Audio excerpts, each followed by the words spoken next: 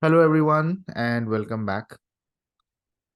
So today we will start a new topic, which is dedicated to sensitivities. So including today's, probably it'll need a couple of more classes. And I originally this was not part of the agenda, but I thought of adding it because it's extremely relevant. And as you might have already figured it out, right? First and foremost, the first component of market risk is sensitivities. Now, we throughout the lecture we have talked about sensitivities um, from time to time, but today and in the next coming two classes, we will really look at the some of the modern tools of calculating sensitivities. The ideas are not really modern, but today they are popular because when you're pricing especially exotics using Monte Carlo, there are some sleek ways in which you can calculate sensitivities which are exceptionally superior in terms of computation cost as well as accuracy. All right. So we'll revise the standard definition of sensitivity and what should be the go-to approach to calculate any sensitivity. And then we'll look at some of the improved methods in a Monte Carlo setting to calculate sensitivities. Today, it will be a very light introduction to some of the new methods that we'll look at. And then in the next weekend, we will cover advanced ideas of calculating sensitivity and how we can do really speedy computation of sensitivities in Monte Carlo scheme. Okay, whether for risk management or to reprice, right? You can also reprice a security using local valuation. You don't have to do full valuation. Using Greeks, you can do local valuation as well. So, right. So, to assist speedy computations, we have some very important, very nice ideas of calculating sensitivities.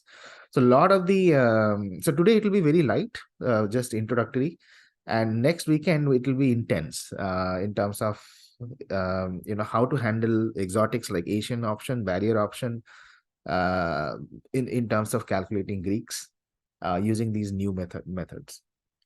Okay, so with that introduction, let's begin. Advanced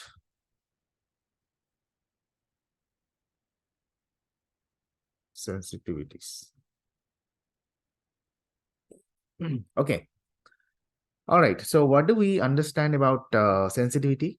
Well, when we talk about sensitivity, it's for the primarily we have talked about the value of the instrument, how sensitive is that with respect to various parameters, input parameters. Okay, or risk factors, you can say. Okay. How is my voice? Is it all right? Okay, all right. So let's say we have value of an instrument which is function of some parameter theta. I'm not saying it is stock or interest rate or time or implied volatility. It could be anything. Theta is the parameter. Value of the instrument is sensitive to that parameter theta.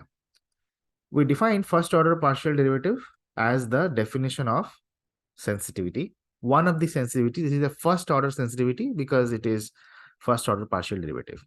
If you take double derivative, it will be second order sensitivity. Example is gamma.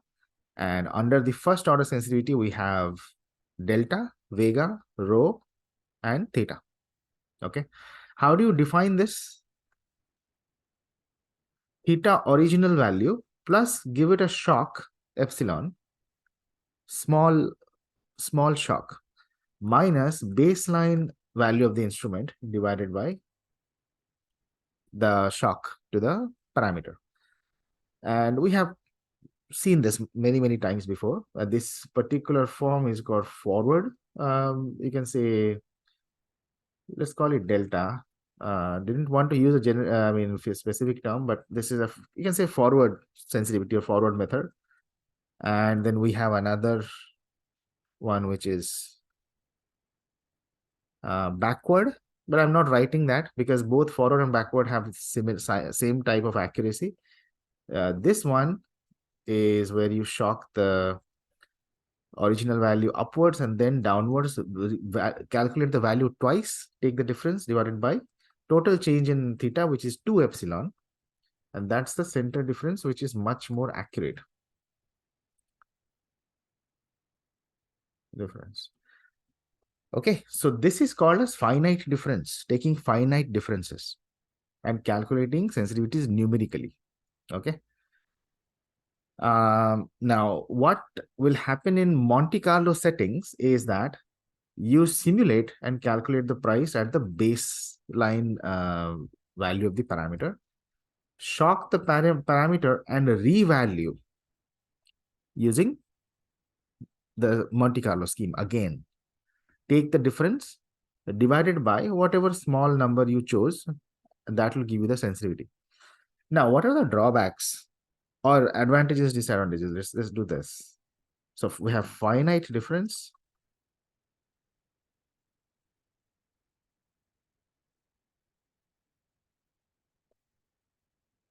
Advantages, disadvantages. Specifically under a Monte Carlo scheme. First of all, it is biased. Biased means it does not converge to the true value. And the reason for that is, if you remember, when we derive these expressions for sensitivity, we ignored some higher order terms. Epsilon square, epsilon cube, right? We ignored some higher order terms. So systematically, we are skipping some of the values which are part of the calculation.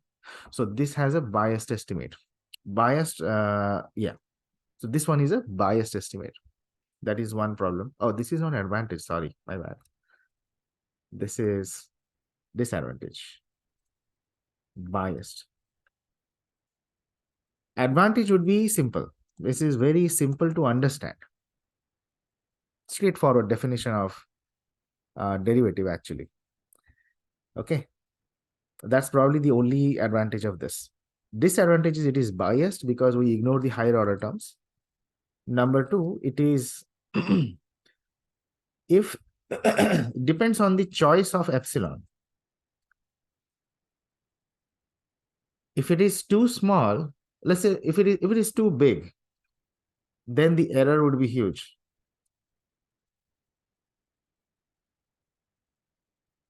And obviously, right, because the epsilon is big, then the higher order terms that you ignored will be larger. So the error would be larger.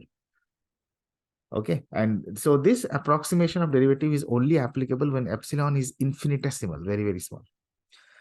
But on the other side, if you take it very, very small, you would expect theoretically it should yield a better result. But this has other problems. Excuse me. If it is too small, there is a problem with floating point arithmetic. Floating point arithmetic for computers. Have you ever seen this in Python programming or anywhere? When you take very, very, very small numbers and you do a division, it gives ridiculous results. Ridiculously, so the rounding off becomes completely wayward and you get absurd results. So try this once. If you take very small value of epsilon, normally the divisions will just simply give you ridiculous results. Okay, so that also doesn't work. So you have to be very, very cautious in terms of choice of epsilon. Question from Abhishek. Can we not reduce this using quasi Monte Carlo? There are some advantages to using quasi Monte Carlo, which is not really random numbers, but we are trying to fill up the sample space a little, more evenly. So yeah, I mean, you can reduce variance and all. So that's a separate topic. We have not touched about variance.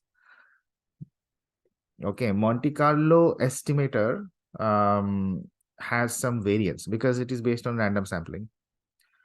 We are talking about derivatives, okay, and specifically finite difference. I am not talking about the way we generate random numbers. That's a little bit different. Okay, as long as you are using finite numbers, finite difference, you will choose a small perturbation to calculate the finite difference. I mean derivative in this way, and there are problems when you know in terms of choosing epsilon too big or too small. All right. So that's the second issue. Third issue, which is very apparent, is that it is expensive. Why expensive? Because you have to do repeated valuation at least twice. Monte Carlo valuations are expensive. So many random numbers you have to generate, so many iterations, right? So to reprice it, twice or even thrice sometimes, it's very expensive. Okay, so when you are using finite difference in Monte Carlo, it's take a step back because there are other methods which are superior. So today we're going to look at those. All right, so for the first method that is really superior to this finite difference is called likelihood ratio method.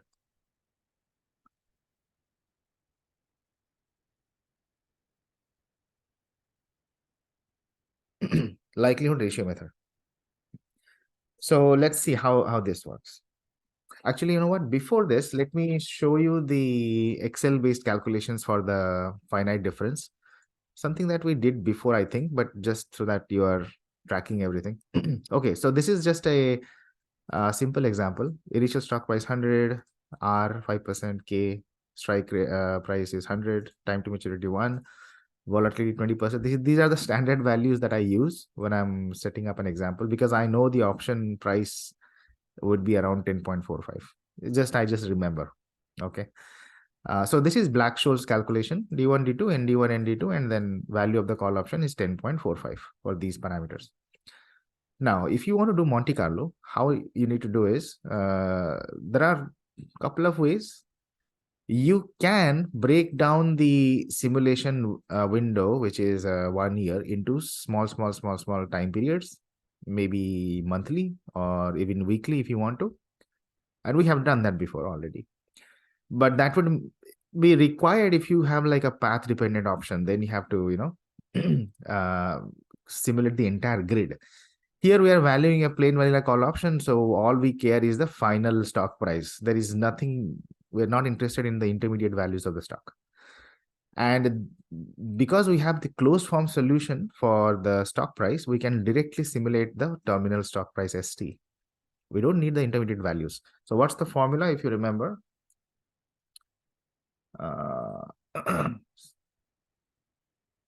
So we have this stock S0, 0, T, some random value it will take ST, and we know this is log normal. ST equal to S0 e to the power R minus half sigma square root of T times Z. This is the standard normal. That's the one entity that brings randomness into the simulation ST. So you can directly go from S0 to ST. There is no need to do it. Break it down into smaller time grids because our option is plain vanilla option and it only depends on ST. So using this, so what I did is simulate Z. Z is just a standard normal coming from 0, 1. That's Z. And then ST is just I'm plugged in that values in the equation. These are the various values of ST. At this point, I would like to introduce another operator, actually a function. You have probably seen this before. We have something called as indicator function, and you see that everywhere in any kind of quant finance book because it's very handy. Okay, so an indicator function basically is written like this: capital 1, and then there is a condition below. Yes, it's also called as Heaviside function. So this is an indicator function. Basically, what it means is if this condition is true, it will return 1. If this condition is false, it will return 0. That's all. So it will be 1 if the condition is true. It will be 0 if otherwise. So that's an indicator function. Okay. Now we know for a call option, the payoff is, let me write it like this.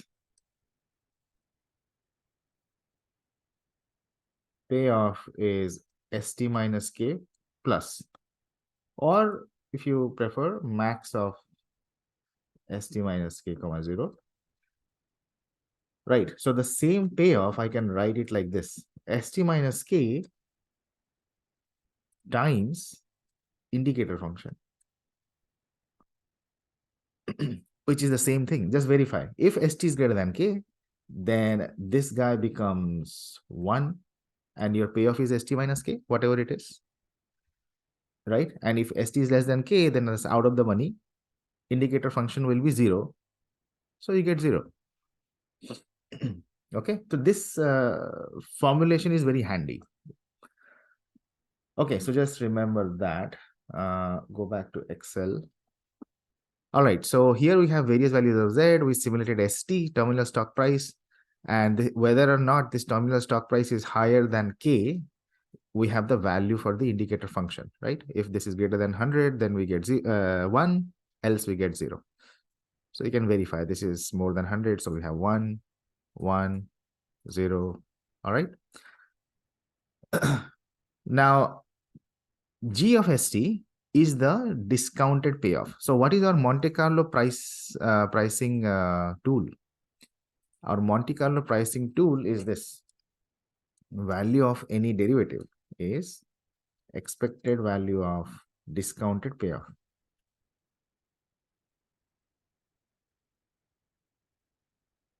Discounted payoff. This is under risk neutral density. You expect the underlier to grow at risk-free rate. That's why we are using R everywhere, not mu. Important. Now, yeah, so this discounted payoff I'm calling as GST because this depends on the terminal stock price. And specifically in our example, it is what it is: 3 things. E to the power minus RT, that's the discounting aspect, times payoff is this.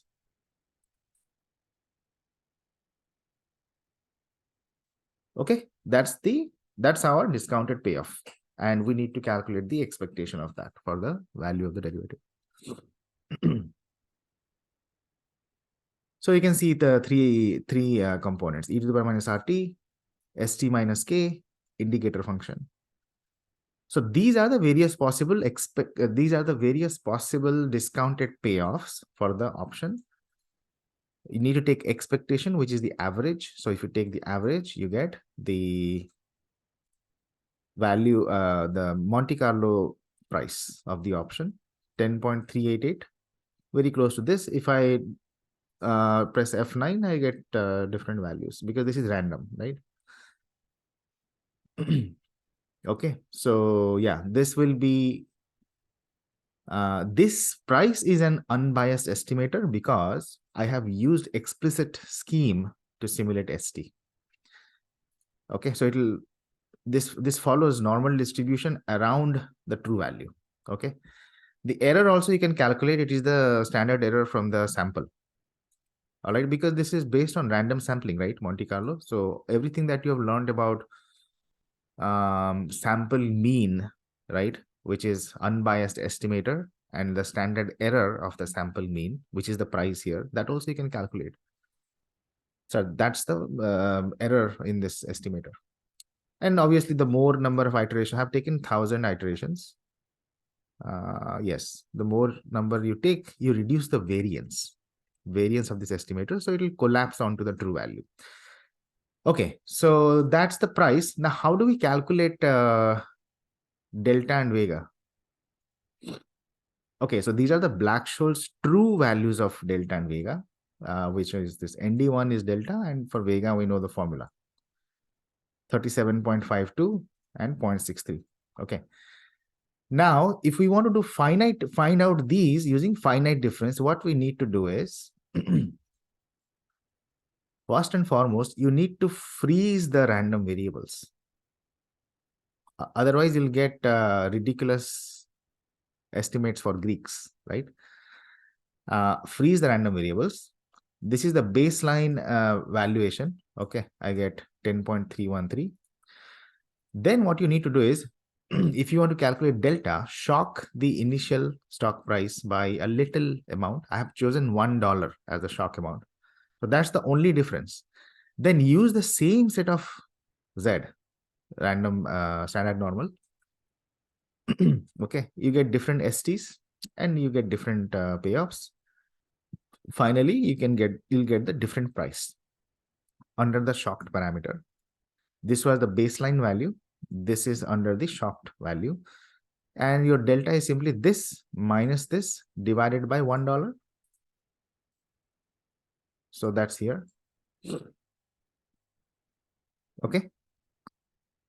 That's what it is. So one thing you just have to be careful is freeze the random numbers. Okay. In Python, you have to use random seed. We have done that already. And that will generate the same random numbers basically. So delta is 0.64, which is pretty close to the true value. That's good. But the issue is with the choice of this $1, right? Maybe is it good? Is it bad? Is it too big? It is too small. That's too small. That's one problem area. And the other aspect is this is a biased estimate of delta because we have ignored higher order terms in the forward difference, finite difference estimator in that formula. This is a biased estimate of delta. And third thing is we have to at least revalue twice. Okay, Monte Carlo is expensive and you're doing it twice. So that's another disadvantage. Similarly for Vega also, you can do the same. For Vega, the original value was 20%. I just bumped it up by 1 basis point. Everything else remains the same, reprice the security, and then this minus this divided by 1 basis point. Sorry, not this. This is the baseline. Okay, so this minus this divided by 20.01% minus 20%. And you get 36.62, which is also close to the true Black-Scholes Vega. All right, as we discussed, it is simple but expensive and inaccurate. Any questions so far?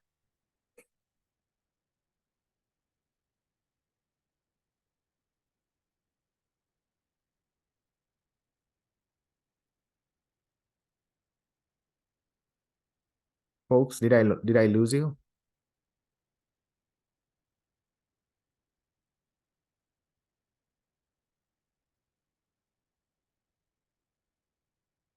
Clear. Okay, looks like there is some lag. Sarda says, no. This is not likelihood ratio. We have not discussed that yet. This is the plain vanilla finite difference method. We are repricing, right? Finite difference. We use the forward difference method to calculate the sensitivities. Okay, so this is the finite difference method. Now let's talk about the likelihood ratio method, which is extremely innovative. Okay, so we have the discounted payoff.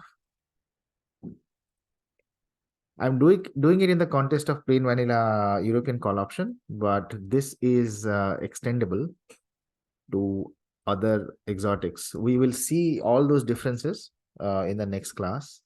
Today it's a light introduction. Three things, this and this.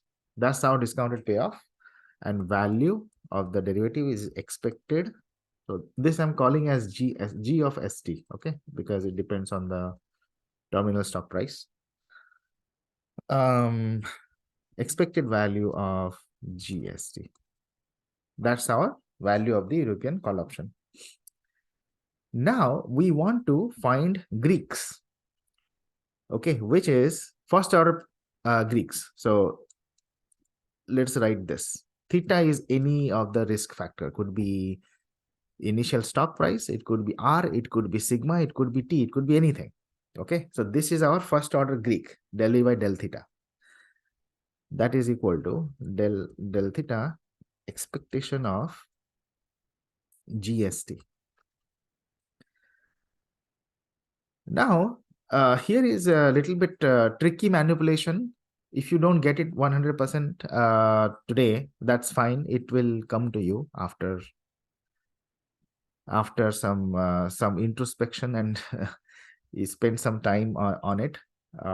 Yeah, so basically what we will do here is, see, expectation is an integral, right? What is expectation of x? X, density of x dx, integrate over the entire domain. So if x is a unbounded variable, then this goes from minus infinity to plus infinity, right? Random variable weighted by density times dx. All right, so that's the formula for expectation in for a continuous random variable. Now here everything is continuous, right? We are not doing discrete. Now this expectation is a linear operator. Yeah, it is a linear operator, but I can replace the expectation as an integral, right? So we get GST. Oh, by the way, do you know another idea, theorem? It's called law of unconscious statistician. Do you know, have you heard of this law of unconscious statistician? So basically what that it is, if you're trying to find expectation of x, you take x times density of x dx integration. But let's say there is another variable y, which is a function of x. Let me not write f, let me write h. Another random variable y, which is a function of x. How do you calculate the expectation of y? Unconsciously, right? You should do this. Y, PDF of y dy. That's how it should be, right? But this is also correct. Y, you take f of x dx. So because it is a function of x, you can take the PDF of x and dx and integrate. That also works. Okay. So how do we, so this guy, the discounted payoff is a function of the terminal stock price ST, which is a random variable, correct? ST is a random variable. The expectation would be integral, that integrand whose expectation you want to calculate, that's the first term, times, since it is a function of ST, you take the density of ST, which is a log normal distribution, dst.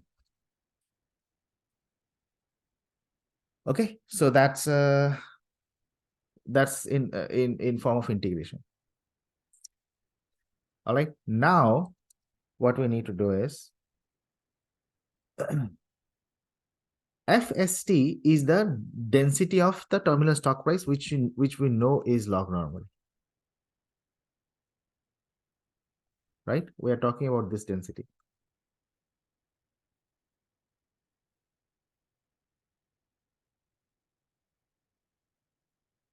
Log normal.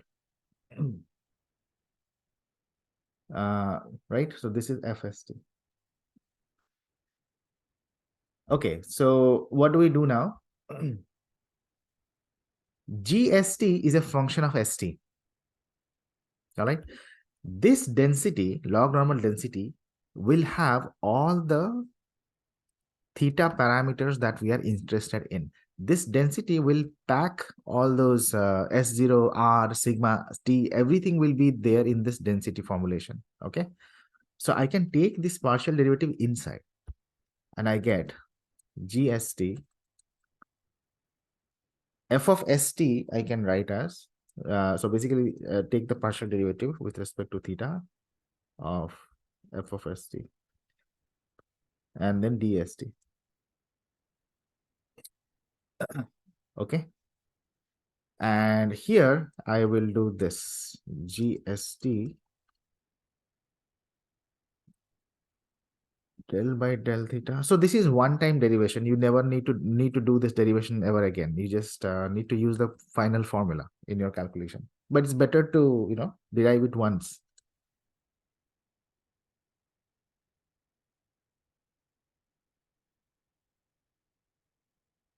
What I did is Yeah, so just apply chain rule. What is the derivative of log FST? It will be 1 by FST times derivative of FST. 1 by FST and this FST will get cancelled.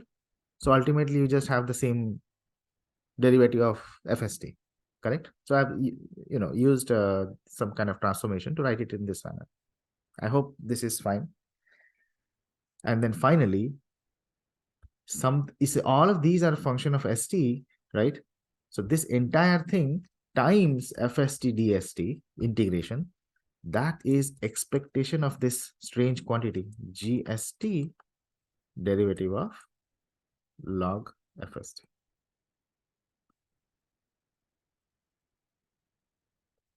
How many brackets did I put? 1, 2. Oh, whatever. Right? So this quantity times FST DST, that's just calculating expectation of this quantity. And that's the formula for your Greek, first order Greeks. Okay. So we will use this formula to specifically derive the values for delta and vega. And we'll see it in Excel, right? Okay. So I will write that formula here so that we have Greek is expectation of discounted payoff and partial derivative of log density.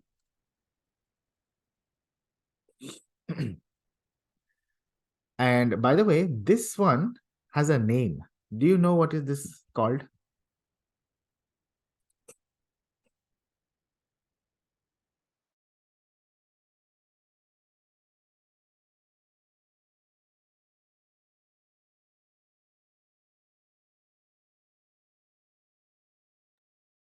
Any ideas? It's a statistics concept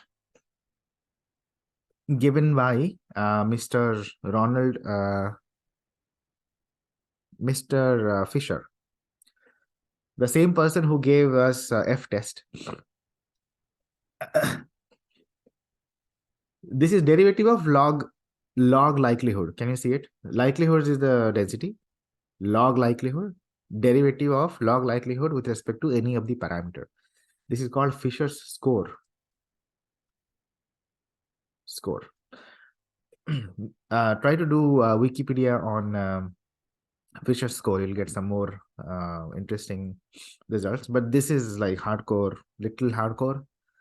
There are a lot of beautiful results in estimation. Maximum likelihood estimation theory has all this Fisher score and Fisher's determinant, all of these ideas. But this, yeah, just this has a name. That's all I'm saying. Derivative of log likelihood has a name. It's called Fisher score. Okay. All right. So you will use this formula. The first Greek is delta. And delta is defined as derivative of the partial derivative of the value of the derivative. How many derivatives? With respect to initial stock price, very important. See, in our formulation, the price depends on the terminal stock price. But when you are trying to find delta, we are always talking about if the stock price right now moves a little bit, then what is the impact on the price? So it is the derivative with respect to S0, S0. And S0 is one of the parameters that enters into the density, final density. Okay. So at this moment, we need to know what is the final density. Now, if you remember our lecture on, I think, log normal diffusion, log ST follows normal distribution. ST follows log normal, log ST follows normal distribution. In that normal distribution, what is the mean, what is the variance? If you remember, the mean is ln S0 plus R minus half sigma square T. Log ST follows normal distribution. This is the mean and this is the variance. We have derived this before in the, I think, the introductory stochastic calculus lecture, or maybe the one after that. Okay, log ST follows normal distribution. This is the mean and this is the variance.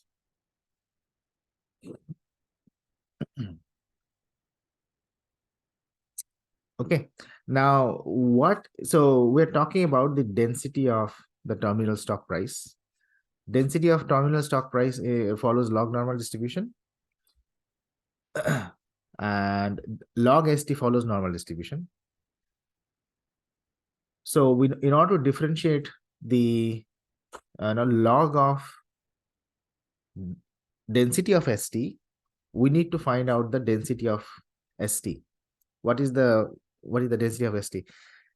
It's a log normal density, right? So if you have not seen the PDF of log normal distribution, let me show that to you. You can do Wikipedia, or we can do it right now. Actually, I'll just Wikipedia log normal distribution.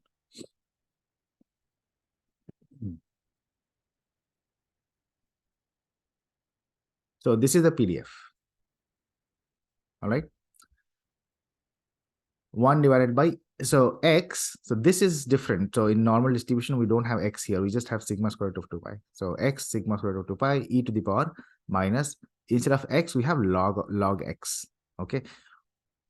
Right. What is x? X is the one that follows log normal distribution, and this is the log normal density. In our case, ST follows log normal distribution. So instead of x, we will put ST. Okay. And this mu and sigma are the mean and variance that we just talked about. Okay. Please remember that in the log normal density, it is still parameterized by the same mean and variance of the normal counterpart. We don't have different mean and different variance. That is important. Okay. So in the log ST, whatever mean variance you have, the same mean variance goes to the log normal density formulation. Okay, so let me write it down so you'll understand. So FST, which is the log normal density of ST, 1 by, remember x here, so that is ST.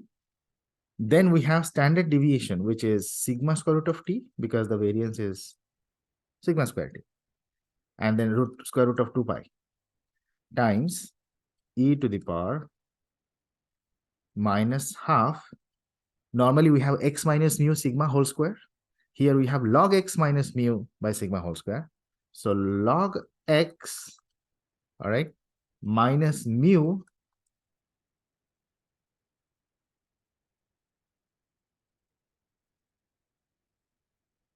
divided by sigma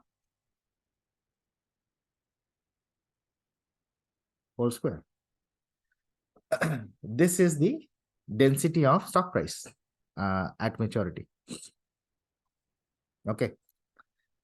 But what we need to do is find log of that and take partial derivative with respect to the parameter of interest. In this case, we are talking about delta. So we'll differentiate with respect to S0. S0 is there somewhere. Here it is. S0. Okay, so let's do this.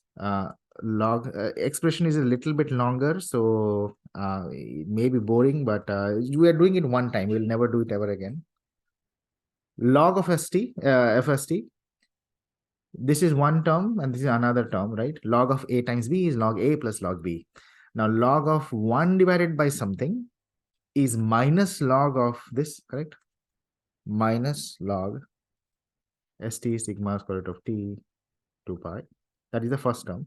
Second term is plus log of e to the power something is that something.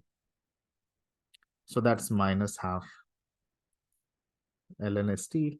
By the way, I derived this all by hand. I did not refer to any textbook, but later on I found the result in one of the articles online, and it is the same. First, I validated using Excel if my calculations are correct or not. But yeah, I mean, these are simple derivatives, nothing.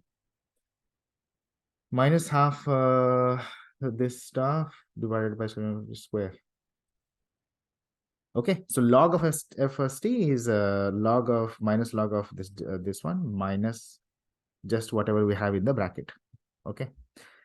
So this is ln fst. Now delta is, for delta, we need to calculate, actually, yeah, we need to calculate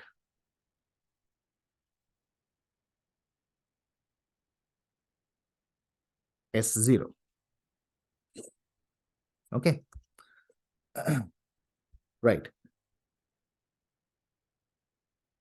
So we are doing partial derivative with respect to um, S0. There is no S0 here. You need to, yeah. So what is the derivative of this? This is minus half times, this will be two times this guy, and then the derivative of the stuff in the bracket. So 2 and 2 will get cancelled. So we have minus ln ln st minus ln s0. Let me write it that as st by s0. Same thing.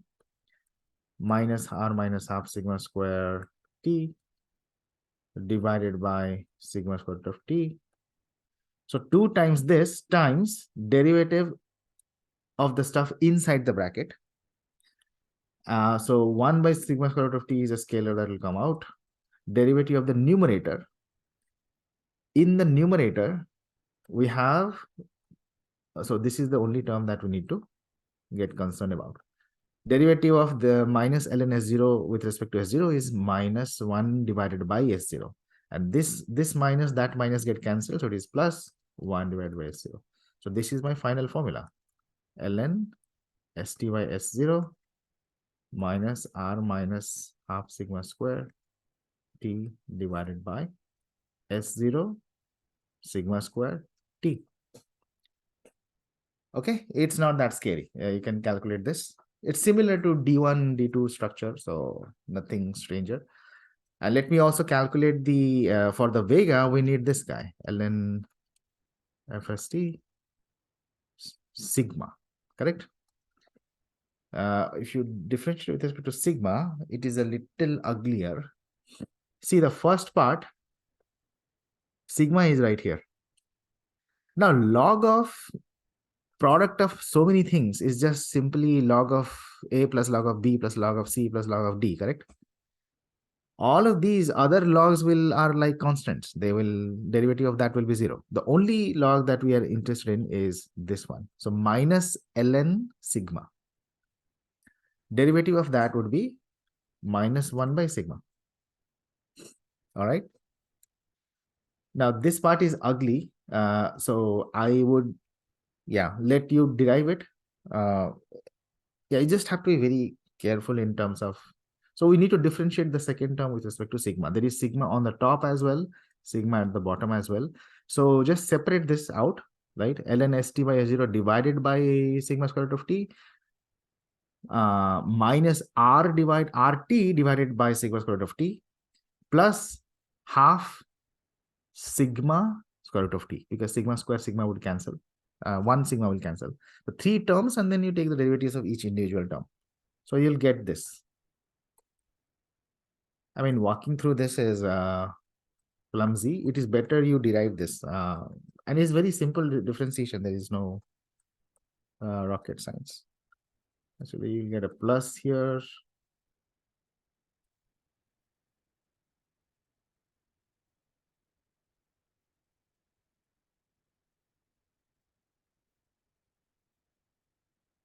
Sigma square 50. Okay. Yeah, so these are the derivatives inside the bracket, but that needs to be multiplied by GST and then take the average. But here is the thing, I have already simulated everything. So once I calculate this quantity inside the bracket, I'll just take the average across various values of simulated STs. So in this, we treated ST as constant because STs has been simulated and realized in my sample in the Monte Carlo scheme. Okay. So you know this for each of the iterations. We calculated this in closed form for both delta and vega. So plug that in. So what is the advantage of this? You don't have to simulate twice. And this is an unbiased estimate. Okay, because we are using pure calculus, nowhere we are taking finite approximations. It's not biased.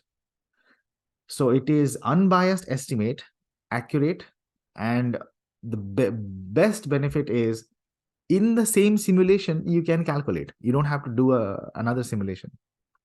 So cost effective. Okay, so let's see that implementation quickly.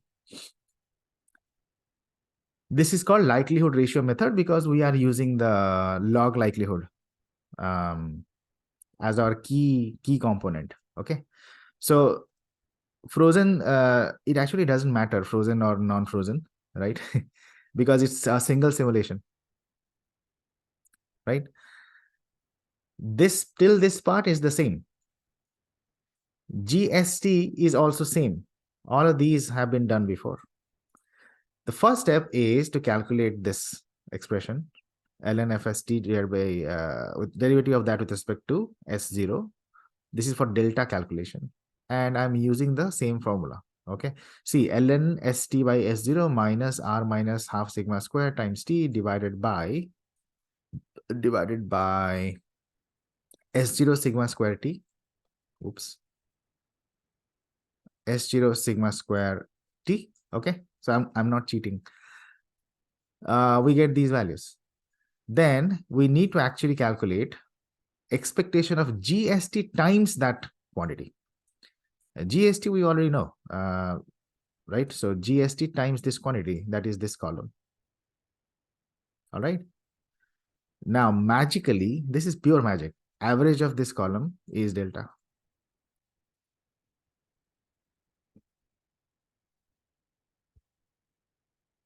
Which is 0.63, and that's close to the Black-Scholes delta. Obviously, the only thing that is remaining is higher number of iterations. So if you go from 1,000 simulations to, let's say, 10,000 simulations, obviously this will be much more closer to the true value.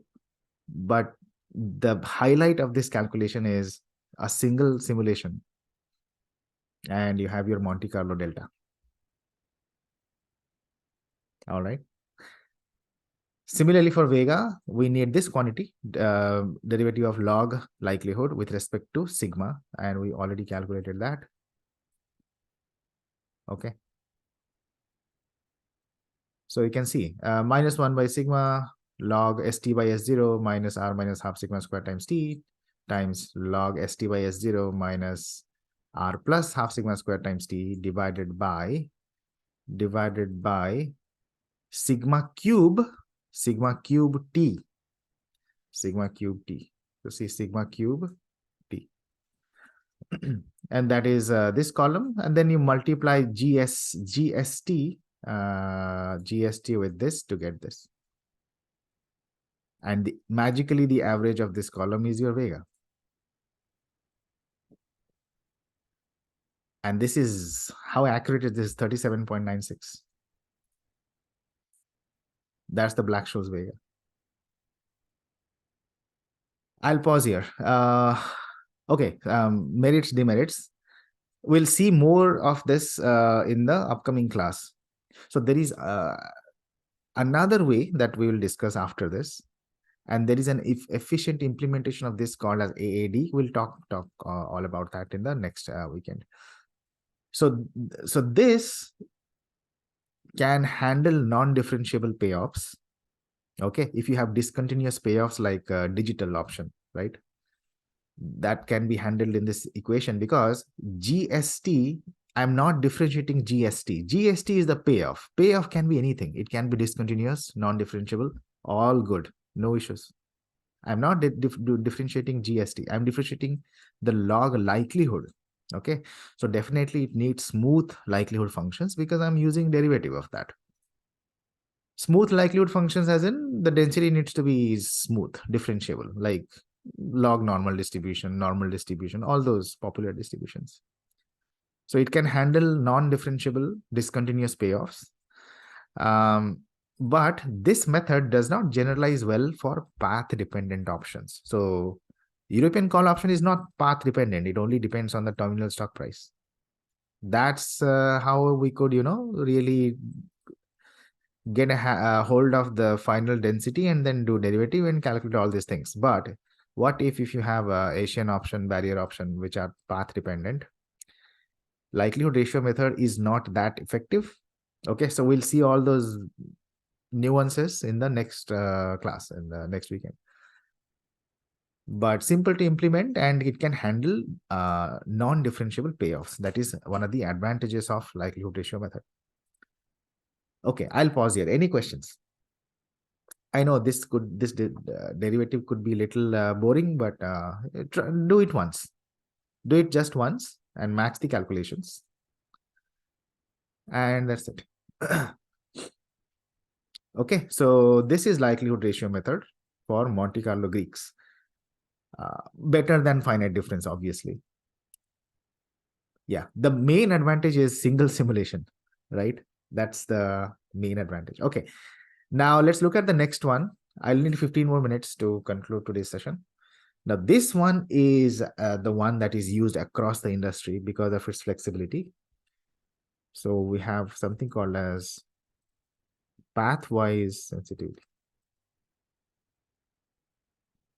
Pathwise sensitivity, as I mentioned, so we'll look at a very simple example, the same example actually, but we can calculate sensitivity in a different way.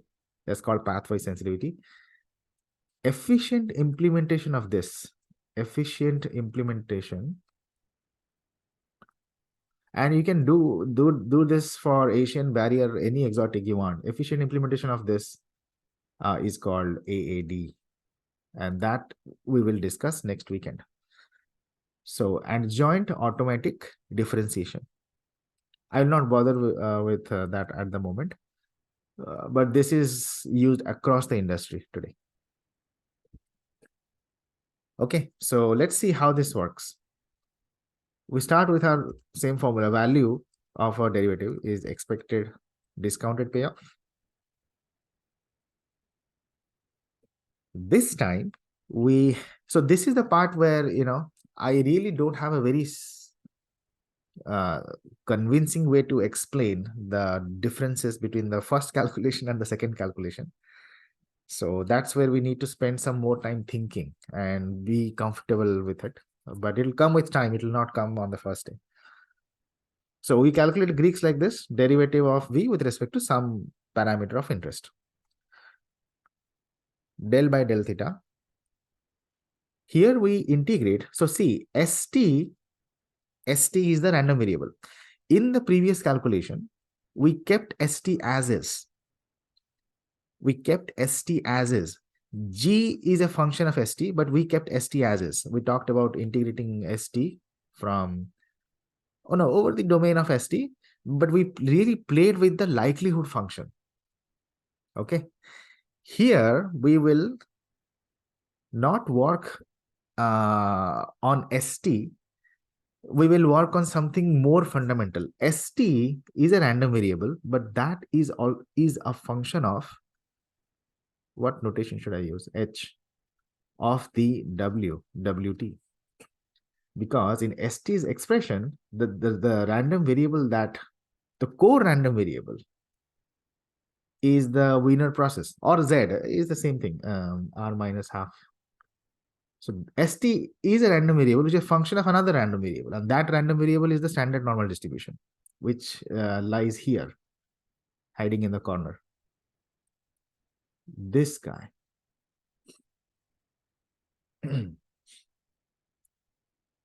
Okay. Right. So it is dependent on that. Or you can write this expression as just wt. Wt follows normal distribution, mean 0, variance sigma square t. Okay, so yeah, any random draw from this distribution would be 0 plus sigma square root of t times z. So exactly what this is. So this is the core random variable wt that brings in randomness to the terminal stock price. So we will formulate this expression in terms of w. Okay, everything depends on w, Wiener process. So this is integral of GST times density of W dW. Again, law of unconscious statistician. I went one step deeper. So not, treating ST as the random variable because it is a function of another core random variable. This is the main random variable that makes the prices of assets stochastic, Brownian motion. Okay. All right. So yeah, so this is another formulation. Now, what happens here in this way, there are no, okay, so forget about that. In this formulation, if I take derivative inside, what will I get? This is integral of, now I will differentiate because ST is a function of W. And inside of ST, I have all these parameters. See, I have R, I have sigma, I have S0 also, by the way. Okay. So what I will do is derivative of G with respect to theta is derivative of G with respect to ST, chain rule, derivative of ST with respect to theta. And keep this part untouched. This is W. That's a separate random variable. All right. And this is nothing but expectation of this strange quantity.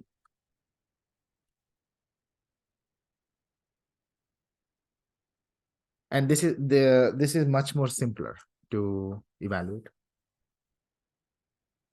Okay. All right. Now, please understand. So let's calculate delta and vega using this expression. First of all, tell me what is this? GST is e to the power minus art. Let me write this. ST minus K indicator function. What is, so for delta calculation, we need del G by, oh, even irrespective, delta or vega, the first term is the same, del G by del ST always. Here, this is where the parameter comes into picture. Okay, so what is del G by del ST? Remember, this is very important, guys. This is derivative with respect to the terminal stock price. Okay, here we are doing derivative of terminal stock price with respect to the parameter of interest. Now, in the discounted payoff, if I differentiate with respect to the terminal stock price, what you will get? This is constant times derivative of ST minus K with respect to ST is just 1. Indicator function is either 1 or 0. So it will carry as is, right? It's just a multiplier, 1 or 0. That's all. So derivative of G with respect to ST is indicator function times e to the power minus RT. This is the result that we'll use. Now let's calculate delta and vega quickly. For delta, we need to calculate del ST by del theta, right? Let's do it here. We have some space. Del ST by del S0, that's for delta calculation. Derivative of this with respect to S0. There is no S0 in the exponent anywhere. It's just a scalar here outside. So derivative with respect to S0 would be simply just the e to the power this guy. Correct? Because e to the power, the whole thing will act as a constant. We are differentiating with respect to S0. So e to the power, this whole thing is actually ST by S0. Can you see it?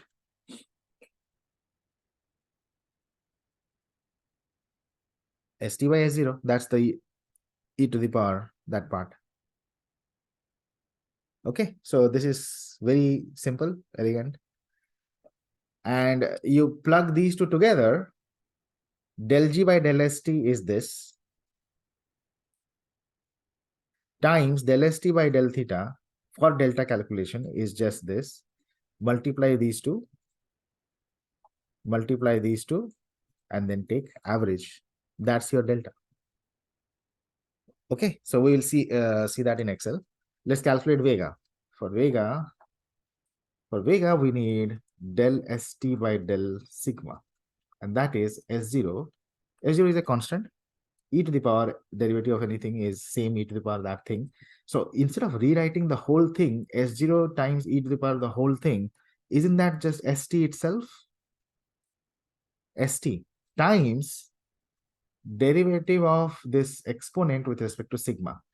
Now, where is sigma? Sigma is here and sigma is here. So derivative of that would be minus half sigma square t, right? So 2 will get cancelled. We get minus sigma t plus here the derivative of with respect to sigma would be simply z square root of t. So the expressions in pathwise are very, very simpler actually. And you multiply del g by del st, which is this one, times del st by del sigma, which is this one, and then take the average. That's your Vega sensitivity. All right, so let's look at Excel implementation. This part, same, no change. Del g by del st is e to the, hold on, del g by del st is e to the power minus rt times indicator function. So del g by del st is e to the power minus rt times the indicator function. Okay. And for delta, we have this term, del st by del s0, which is simply st by s0. So this is beautiful. Product of this and this is here. Okay. Take the column average.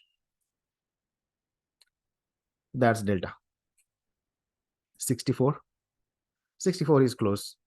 Yeah. Black-Scholes delta. And you can see Vega is also like close to 37, 36.624. You get, if you do more iterations, you'll get a better value, but at least it's just one simulation. That's the magic. So for Vega, what you need to do is the del G by del ST is the same, but we need, actually this quantity is del ST by del sigma, which we just calculated. ST times this guy, right? ST times this. Yeah, so this multiplied by this, these two.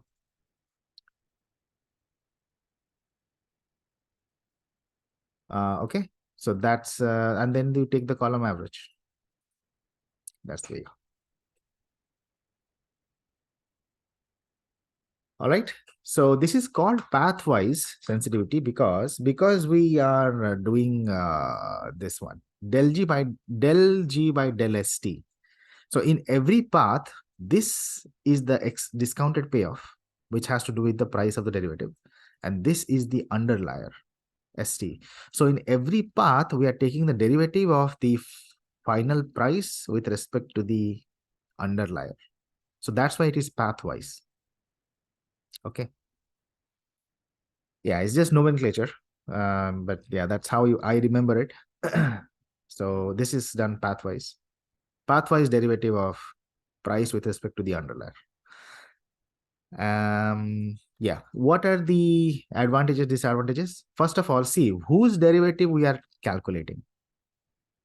It is G. Okay, derivative of G. So that means G must be differentiable. In the likelihood ratio, G, we didn't have any problem with G. G is an intact, right? So that's why it can handle non-differentiable payoffs. In case of pathwise, since we are differentiating G, G must be differentiable. So it cannot handle non-differentiable payoffs. Okay, it cannot handle non-differentiable payoffs. But the advantage of this pathwise sensitivity is for the path dependent options where you have to discretize the grid, right? Simulate the whole path. This method actually scales very nicely. Okay, so that's why this is the most popular method used today. And there is an efficient implementation of this, which is called AAD. That is what we will cover extensively in the next class. But right, so this does generalize well when we have to simulate the whole path. That's all. So short, crisp introduction to one of the couple of the fantastic methods that we have for Monte Carlo Greeks. So these are really for fast computation, fast and accurate computation. So you'll never use finite difference ever again in Monte Carlo setting. Finite difference becomes useful if you have a finite difference price grid. That I have not covered. Maybe I'll cover another time. But that's a very different way of pricing derivatives. So you start with the Black-Scholes PDE, then you discretize it, and then you develop a grid. And if you have that, then finite difference comes naturally. Okay, it's right there. But under Monte Carlo, never use finite difference after today's class. It's not worth it. Okay, use either pathwise or likelihood ratio method. Yes, as I mentioned, this is more popular. Pathwise sensitivity is more popular because you have to price exotics. For exotics, you have to simulate the whole path, and you can use this. So basically, I'll give you a clue. In the full, I mean, if we discretize the time grid, right? This we don't jump from S0 to ST directly. We'll go from S0 to S1, S2, S3, S4, S5. Let's say there are 12 months. Then you'll have 12 different simulations. And then finally, you have terminal stock price. We have done this before. But all of these S are chained together, right? The next simulation of S depends on the previous value of S. We use the same geometric downward motion formula, but these simulations are chained together. So when you take derivative, it'll be a massive chain rule in action. Okay. Those who are familiar with neural network and feed forward network, back propagation, forward propagation, exactly something similar that we will use in AAD, joint automatic differentiation, which is basically this pathwise sensitivity on steroid. Pathwise sensitivity for full, discretized simulation. Okay, so we'll see that. It's very, very nice in the next class. There could be one more question. Can we do second order derivatives in this manner? Answer is yes. Only these formulas would be little uglier. Oops. Yeah. You can try gamma also. I'll leave that as an exercise. Maybe I'll cover that in the next class. But try that out. Try to find gamma using this method. Okay, that's all I had. Any questions? Comments? Did you like this? To how many of you? For how many of you this is new?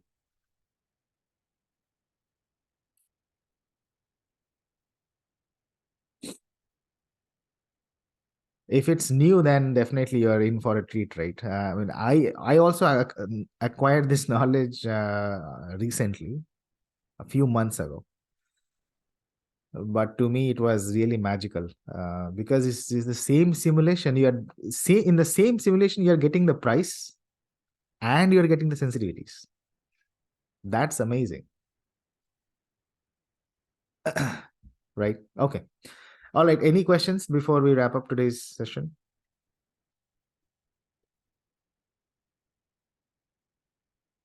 All right. If no questions, then thank you so much. We'll see each other next week.